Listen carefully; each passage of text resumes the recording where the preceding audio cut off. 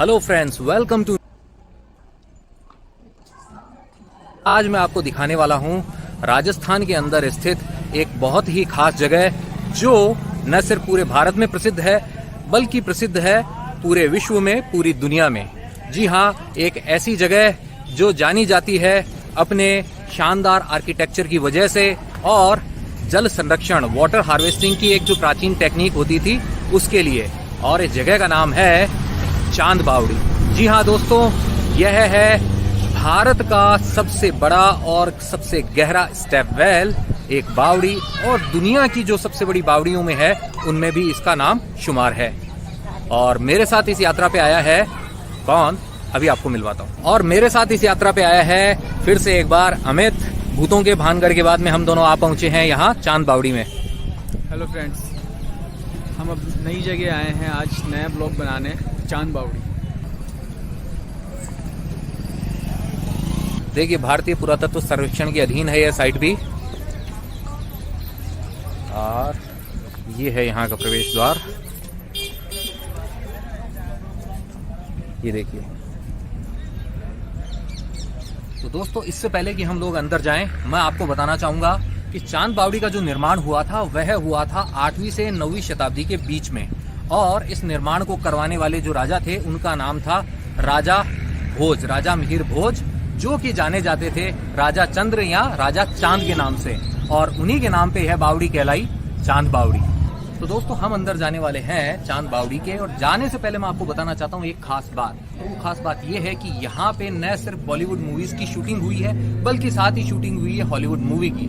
और जो बॉलीवुड मूवीज यहाँ पे शूट हुई है उनके अंदर जो प्रमुख है वो है पहेली, शाहरुख खान रानी मुखर्जी अभिनीत फिल्म पहेली, और साथ ही भूल भुलैया फिल्म का जो गाना था साथिया अमीषा पटेल पे, वो भी यहीं पे शूट हुआ था। और अब बताता हूँ आपको उस हॉलीवुड फिल्म का नाम जो शूट हुई थी यहाँ पे।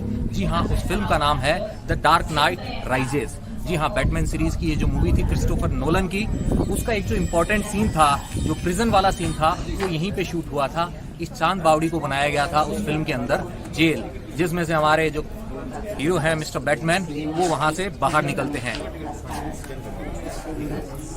तो यहाँ पे कोरोना की वजह से भी जो है ऑनलाइन टिकट वाला सिस्टम है। ये हमने पहले बुक कर ली थी। 2 जनों की जो टिकट थी वो हमें पड़ी 40 रुपीज़ की, एक जने के 20 रुपये। और भाई साहब जो है अभी उसी टिकट को स्कैन कर रहे हैं।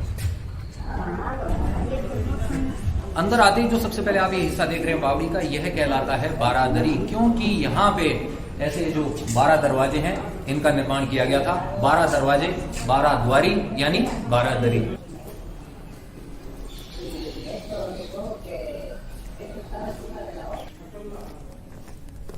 ये जो हिस्सा जो आप सामने देख रहे हैं, ये जो गैलरी टाइप में जो आर्केड है, यह आर्केड एक्चुअली बाद में बनाया गया था। इस बावड़ी के ऊपर भी बहुत सारे आक्रांताओं ने अटैक किया था, इस बावड़ी को भी नुकसान पहुंचाया था, और साथ ही नुकसान पहुंचाया था इसके पास स्थित हर्षद माता के मंदिर को, जहां पे हम जाएंगे थोड़ी देर के बाद में। और ये वाला जो निर्माण कराया गया था यह मुगलों के द्वारा करवाया गया था।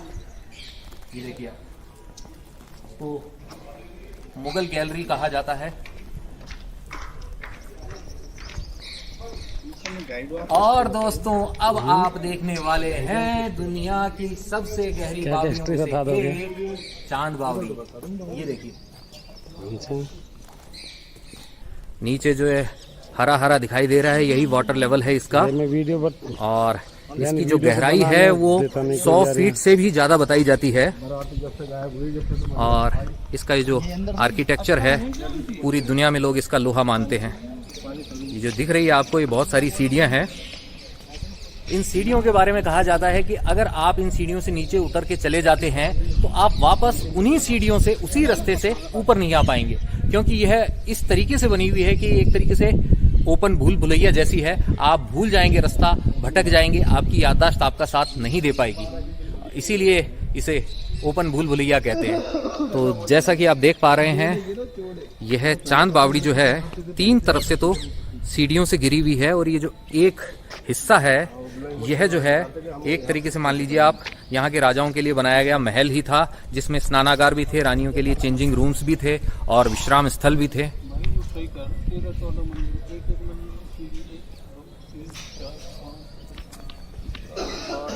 ये जो आप सामने देख रहे हैं, यह हिस्सा जो है इसी के बारे में बता रहा था, जिसे कि महल नुमा बनाया गया है। और उसके पीछे जस्ट आप जो देख रहे हैं, वहां से हम लोग इस तरफ से यहाँ पे एंटर हुए हैं। और इसके बिल्कुल बीच के अंदर बनी हुई है यह वर्गाकार चांद बावड़ी, देख रहे हैं आप। और यहाँ पे जो आप ये नीचे जो 2 पिलर देख रहे हैं, इसमें जो ये राइट हैंड साइड वाला पिलर है उस पे बैठे हैं भगवान गणेश की भव्य प्रतिमा है। और इस दूसरे वाले पिलर के ऊपर है विराजमान मां महिषासुर मर्दिनी। पहले इसके अंदर नीचे जाके भी देखने की परमिशन थी, आराम से हम लोग जाके देख सकते थे इसके अंदर बने हुए वो जो कमरे हैं उनको भी। और कहा जाता है कि गर्मियों के अंदर भी उन कमरों में अगर हम जाएं तो ऊपर का जो टेम्परेचर है उससे 5-6 डिग्रीज कम टेम्परेचर उन कमरों का होता था। तो ऐसा जो ये कहते हैं ना कि एसी वाला सिस्टम जो है पुराना वाला, बिना बिजली वाला, इसका कोई तोड़ नहीं है दोस्तों। तो दोस्तों अमित मेरे साथ पहले देख चुका है जयपुर का प्रसिद्ध पन्ना मीणा का कुंड। अब अमित से जानते हैं चांद बावड़ी देख के उसे कैसा लग रहा है। तो बताओ अमित। चांद बावड़ी देख के बहुत अच्छा लग रहा है और पन्ना कुंड से ये ज़्यादा गहरा है और उससे काफ़ी बड़ा भी है। तो दोस्तों आप ये जो बावड़ी देख रहे हैं, इस बावड़ी की सबसे खास बात यही होती थी, मतलब और बाकी भी जो बावड़ियाँ हैं, कि इसको इस तरीके से बनाया गया है कि वाटर लेवल चाहे कितना भी हो जाए, आप उस तक सीढ़ियों की मदद से पहुंच सकते हैं बिना किसी दिक्कत के और पानी को ला सकते हैं। पुराने समय में जिसको भी पानी लेने के लिए नीचे भेजा जाता था उसको इतनी सारी सीढ़ियों से नीचे जाना पड़ता था और फिर पानी लेके आता था। लेकिन साथ ही इसके अंदर एक खास व्यवस्था भी थी, रहट के द्वारा पानी को ऊपर लाया जाता था। ये जो आप ये वाला हिस्सा देख रहे हैं, यहाँ पे रहट की व्यवस्था होती थी। वो एक पुलिंग सिस्टम होता था जिससे इस पानी को खींच के ऊपर लाया जाता था। और वहाँ पे आप देख रहे हैं उस जगह, वहाँ पे बाथ टब टाइप का मान लीजिए आप, वो था, स्नानागार हुआ करता था जिसमें रानी सा जो है इस तरफ, ये वाला जो है ना इस तरफ, यहाँ पे स्नान किया करती थी। दोस्तों आपको एक खास बात बताना चाहता हूँ। वैसे तो ये देख रहे हैं आप, ये सब लगा दिया गया इसके चारों तरफ। अब एंट्री जो है अंदर की बंद हो चुकी है। तो एक दिन ऐसा है साल के अंदर जिसके अंदर आप नीचे जा सकते हैं, देख सकते हैं। और वो दिन है साल का एकमात्र जल झूलनी एकादशी, जो आती है भारतीय महीनों के हिसाब से भाद्रपद महीने के अंदर। तो याद रखिएगा दोस्तों, अगर आपको ये बावड़ी अंदर से देखनी है तो उस दिन आपको यहाँ पे पहुंचना पड़ेगा। तो दोस्तों यहाँ पे मुझे मिले हैं भाई साहब जो यहीं पे गवर्नमेंट अप्रूव्ड जो हैं गाइड हैं। भाई साहब अपना नाम बताइए। विजय कुमार सांवरिया। मैं पिछले 10-12 साल से यहाँ पर गाइड हूँ।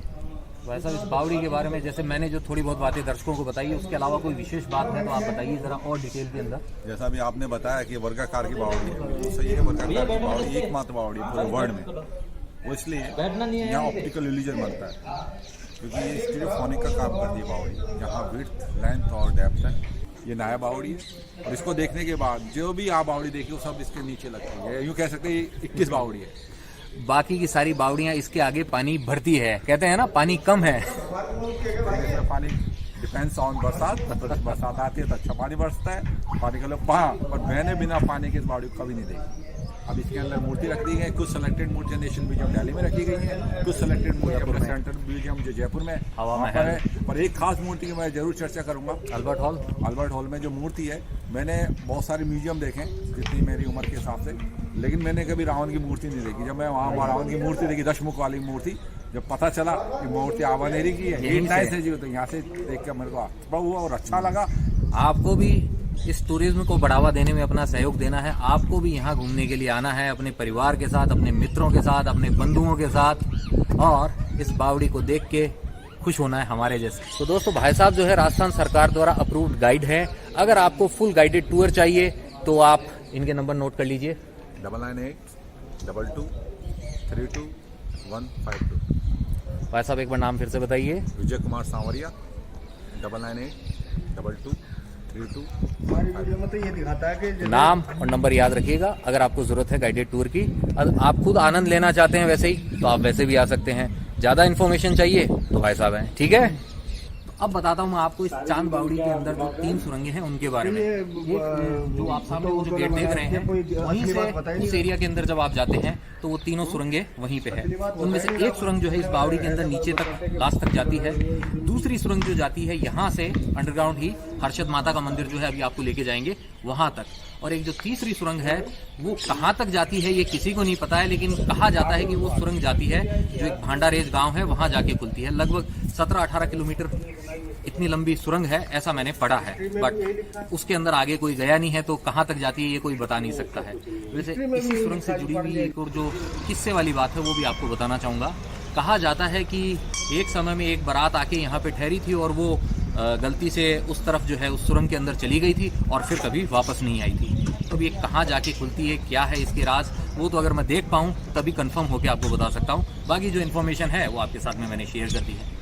और शेयर करनी है एक और ख़ास बात कि जो बावड़ी है आपने देखी, इसका उपयोग न सिर्फ पानी के लिए किया जाता था बल्कि इतनी भव्य बावड़ी जो है सिर्फ पानी के लिए ऐसे ही नहीं बना दी गई थी। साथ ही यह एक सांस्कृतिक केंद्र भी था जहाँ पे बहुत सारे कल्चरल प्रोग्राम्स होते थे, एक्टिविटीज़ होती थी, लोग बैठ के अपने जो कहते हैं ना कि विचार विमर्श किया करते थे, बहुत सारी एक्टिविटीज़ होती थी। इन मूर्तियों को तोड़ दिया गया था। जो एक बाहर का आक्रांता था महमूद गजनवी, उसके द्वारा उसने आक्रमण किया था। यहाँ का जो प्रसिद्ध हर्षद माता का मंदिर है उसकी भी जो भव्य प्रतिमाएं थी उनको नुकसान पहुँचाया गया। इस बावड़ी की जो भव्य प्रतिमाएं थी उनको नुकसान पहुँचाया गया। बाद में इनको यहाँ पे रख दिया गया है। मैं ये नहीं कहूँगा कि इनको सहेज के रखा गया है क्योंकि ऐसे ओपन में पड़ी है तो ये खराब तो होगी दोस्तों। वैसे यहाँ वाली जो प्रतिमाएं हैं इनमें से ये एक प्रतिमा मैंने कहाँ देखी थी आपको बताता हूँ। एक प्रतिमा मैंने देखी थी हवा महल की जो एक आर्ट गैलरी थी उसके अंदर। अगर आपने मेरा हवा महल वाला ब्लॉग देखा है तो आपको पता होगा, अगर नहीं देखा है तो दोस्तों अभी जाके देख लीजिए। और दूसरी जगह जहाँ पे मैंने यहीं की जो एक खास मूर्ति थी जो कि हमें भाई साहब ने बताया भी था यहाँ पे कि वो रावण की जो मूर्ति थी वो मैंने देखी थी अल्बर्ट हॉल म्यूजियम के अंदर, जहाँ मैं गया था मेरे प्यारे भांजे मुदित के साथ में। तो मामा भांजे की जो म्यूजियम वाली नाइट थी, अगर आपको वो देखनी है, नाइट टूरिज्म का जो हमने आनंद लिया था, उसके लिए आपको मेरा वो अल्बर्ट हॉल म्यूजियम वाला ब्लॉग देखना होगा। वहाँ सामने की तरफ आप देखिए हनुमान जी का मंदिर है और साथ ही विराजमान है उसके अंदर भगवान गणेश। पहले इस तरफ से भी एंट्री हुआ करती थी लेकिन फिलहाल ये बंद है, इसलिए हमें उस तरफ से आना पड़ा, अदरवाइज हम पहले यहीं से आते थे। इस सामने वाला जो स्थान है यहाँ पे बैठते थे यहाँ के निगरानी करने वाले रक्षक। और ये देखिए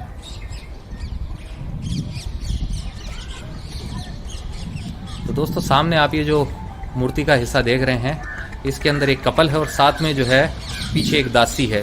तो ये एक रॉयल कपल जो है, ये देखिए इसके अंदर जो है रूठना मनाना वाला कुछ ऐसा सीन चल रहा है। तो एक्सप्रेशंस जो हैं वो भी इसके अंदर व्यक्त किए जाते थे, जीवन के जो हिस्से होते थे। तो यह एक बेहतरीन नमूना है कला का। इसको बंद कर रखा है ताला लगा के, इसलिए मैं आपको पास तो लेके जा नहीं सकता हूँ। ये देखिए ये अंधेरा पड़ गया इधर, ये देखिए। उसका तो मैंने ले लिया तो हमारे ले लिया। फोटो खींचो ना फोटो नहीं, वीडियो बना। आइए अब मुगल गैलरी के अंदर भी देखते हैं। घुमा मत कैमरा की डायरेक्शन